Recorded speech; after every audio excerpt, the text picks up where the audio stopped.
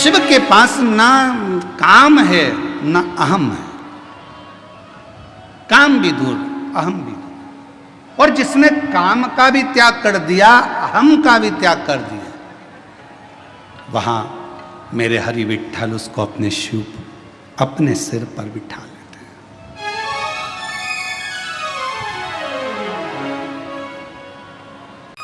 पूर्व में ना जाने कौन सा अच्छा काम किया था, जो आज भगवान ने भरपेट भोजन दिया, राजसी ठाट दिया, वैभव दिया, धन दिया, दौलत दी, संपदा दी, सत्ता दी, नाम दी, शोहरत दी, इज्जत दी, घर में संतान दी, वैभव दिया, वंश दिया। ये पूर्व का कोई कर्म करा होगा, नहीं तो तुम्हारे नाम के तो कितने पैदा हुए, तुम्हारे साथ में ना जाने कितने पैदा हुए। एक ही हॉस्पिटल में कितने बच्चे उसी तारीख को, उसी तिथि को, उसी पल में, उसी घड़ी में कितने पैदा होते हैं। क्या सब करोड़पति बन जाते? क्या सबका नाम चल जाता? नहीं।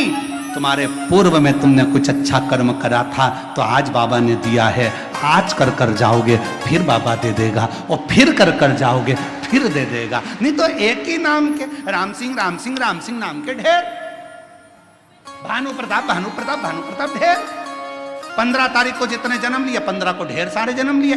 9:15 पर जितने जन्म होंगे, 9:15 पे ना जाने कितने करोड़ बच्चे जन्मा होंगे, कितने लाखों जन्मा होंगे। पर तुम्हारे ऊपर शिव की कृपा हुई है, तो मतलब कहीं ना कहीं तुम्हारा पूर्व का कर्म अच्छा है। कहा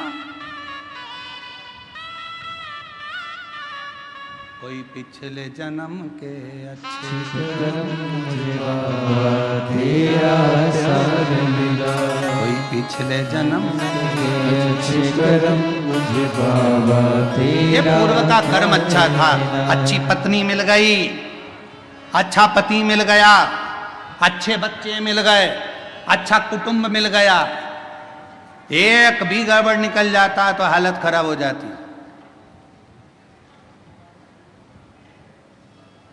मकान बनाने के लिए अच्छे मिस्त्री की जरूरत होती है, और घर के लिए अच्छी स्त्री की जरूरत होती है। मिस्त्री गड़बड़ निकल जाए तो छत पे पानी भरा ही रहता है, और स्त्री गड़बड़ निकल जाए तो मुंह फूला ही रहता है।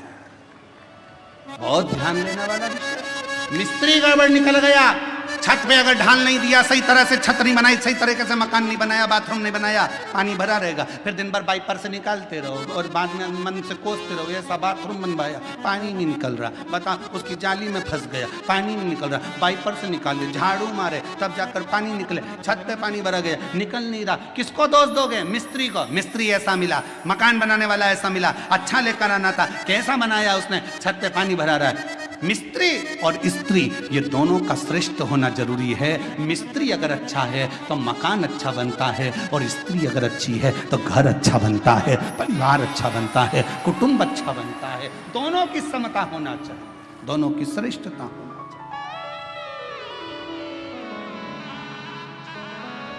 और ये श्रेष्ठता आपके भीतर हो। शिव कथा कर रही है, भगवान शंकर का चरित्र कर रहा है, भगवान ओघड़दानी का चरित्र कर रहा है, भगवान हरि विठ्ठल का चरित्र कर रहा है, मेरे शंकर भगवान का चरित्र कहता है, शिव तत्व कहता है। जब माँ पार्वती मैया बाल्य अवस्था में थी, तब भगवान शंकर की आराधना में लीन रहती थी। आराधना, और शिव की कृपा से, शंकर की करुणा से, उनकी उदारता से पार्वती मैया के तेज पुंज से एक प्रकाश, उस प्रकाश से जल, और उस जल से बेलपत्र का वृक्ष शिवजी के शरीर के, शिवजी के नेत्र अश्रु से, शरीर के भाग के जल से, रुद्राक्ष का पेड़, रुद्राक्ष का पौधा होता है, और माँ जगत जननी दुर्गा भवानी, माँ आदि शक्ति, माँ भवानी के शरीर के तेज प्रकाश जल से बेलपत्र का पौधा होता है। बेलपत्र का पौधा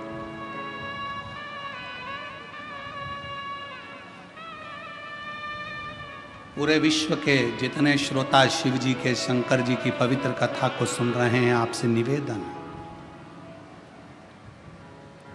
चातुर्मास के 4 महीने में एक नियम बनाओ मैं ज़्यादा कुछ ना कर सकूं तो 4 महीने में कम से कम 4 पौधे मैं बेलपत्र के जरूर लगाऊंगी, कहीं ना कहीं बेलपत्र का वृक्षारोपण जरूर करूंगी। क्यों? मान लो हम चले भी गए और हमारे परिवार के लोग मान लो शंकर जी की पूजा नहीं कर पाए, भगवान शिव की आराधना नहीं कर पाए, भगवान शंकर की भक्ति ना कर पाए, तो मेरे द्वारा लगा हुआ ये बेलपत्री का पौधा बड़ा होगा, कोई ना कोई इसकी पत्ती तोड़कर शिव जी को चढ़ाएगा, कम से कम मेरे कुल का उद्धार होगा, मेरे वंश का उद्धार होगा, मेरी पीढ़ी का उद्धार। लगाओ। हम ज़्यादा पौधे लगाने का नहीं बोल रहे आपसे तो 4 महीना चतुर्मास के 4 पौधा लगाने का एक बना लो कि मुझे एक बेलपत्री का पौधा हर महीने लगाना है। और वो पौधा ऐसा मत लगाना जैसा दुनिया के राजनेता लगाते हैं, सुबह लगाते हैं शाम को बकरी खा जाती है, ऐसा पौधा ना लगाइए। बुरा लगे तो बोल देना, रे भाई हो हमारी बात का लोगों को बुरा बहुत लगता है इसलिए अभी बोल दे रहे हैं, क्षमा मांगते हो। ऐसा पौधा ना लगाइए कि सुबह लगाया शाम को बकरी खा गई, नहीं, पौधे का ध्यान देना है जाकर। और पौधा इतना सा भी मत लगाना कि उसको पनपने में टाइम लगे, थोड़ा बड़ा करो अपने घर के अंदर, एक गमले में लगा लो, 2-3 महीना बड़ा कर कर पौधे को, जैसे एक बेटी को पाल पोस कर बड़ा करते हो, बच्चों को बड़ा करते हो, ऐसे बेलपत्र के पौधे को बड़ा करो, उसको खूब परवरिश करो, फिर उसको कहीं ऐसी जगह जाकर लगाओ जहाँ तुम अगर पानी भी ना दे पाओ तो उसको कम से कम पानी मिलता रहे और वो बड़ा होकर भगवान शंकर के ऊपर उसकी एक बेलपत्र चढ़ती रहे, ऐसा भाव रखो।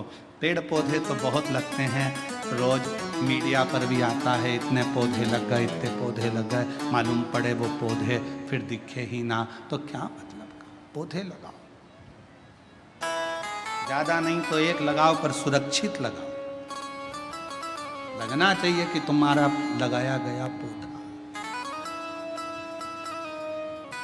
बेलपत्र का पौधा माता पार्वती जी के द्वारा प्रकट किया गया। बेलपत्र के वृक्ष की गणना करी गई। बेलपत्र के वृक्ष की जो जड़ होती है उसमें मां गौरी का स्थान होता है।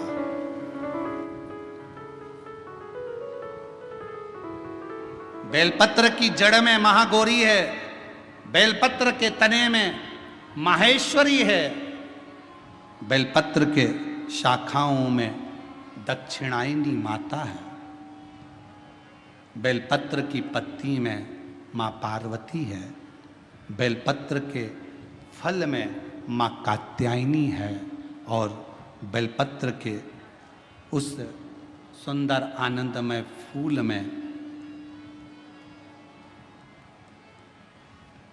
उस फूल के अंदर माँ गौरी विराजमान है।